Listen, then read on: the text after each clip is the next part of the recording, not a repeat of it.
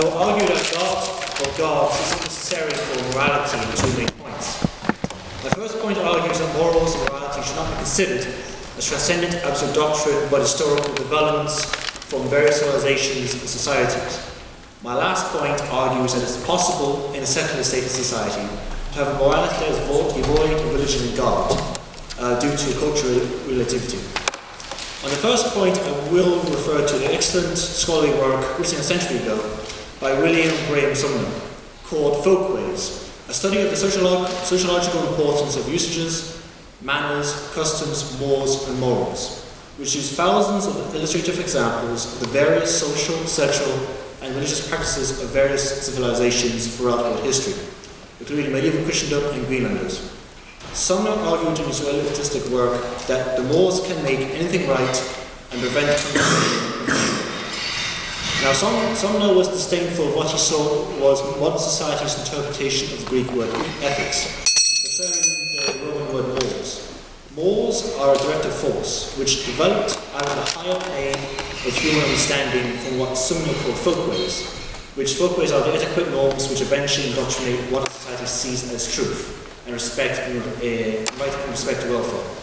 Such welfare customs developed a traditional and mystical significance and became sacred and authoritative. Morality, including morals, Sumner saw that morals, including morality and vice versa, is a parliament. Sumner was a man in social sciences. He argued that modern society has used ethics to generalize morals and morality as absolute doctrine.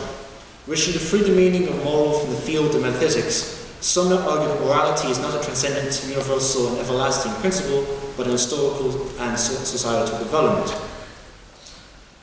He said, and I quote, "In fact, the real process in great bodies of men is not one of deduction from any great principle of philosophy or ethics. It is one of minute efforts to live well under existing conditions, which efforts are repeated indefinitely by great numbers, getting strength from habit and from the fellowship of mental action. The resultant folkways become cohesive, all are forced to conform, and the folkways dominate societal life. Then they seem true and right, and arise in laws as known as welfare. Hence are produced faiths, ideas, doctrines, religions, and philosophies, according to the stage of civilization and the fashions of reflection and generalization. Contemporary humanitarianism, for example, in Sumner's time, including courses such as the abolition of slavery and judicial reform, were also explained as morals, that is able to adapt to new ways of thinking in order to adopt ideas and institutions that strive to be more humane. Now, what I'm trying to get at is that morality, therefore, is a social construct, developed over human history and is culturally relative. What was deemed moral and immoral varied depending on which culture one was referring to. Many, for example, are quite ethnocentric and believe the origins of the human race only count for their own tribe, and that morality is particular to them only. For example, Greenlanders believe the Europeans were sent to them by the gods to learn Eskimo manners. The Eno tribe believed that their name descends from the first man, who they worship as their god. Various peoples developed morality with a god, but considered unique to them only. Therefore, such moralities cannot be considered universal.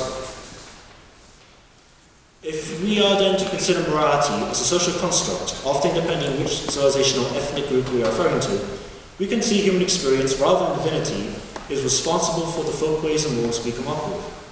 This brings me to my second point, that it is possible in a secular state and society to have a morality that is devoid of religion and God.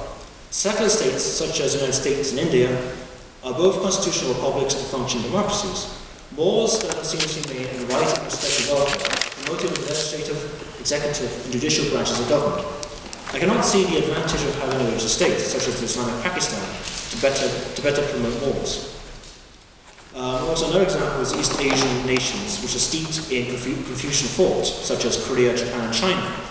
And they have a definite view of morals and folkways particular to them. But that such traditions are based on ancestral worship and example, rather than the direction of a god. With so many examples of morality unique and particular throughout the globe, it is hard to choose one morality over another. For example, Christian morality to be universal.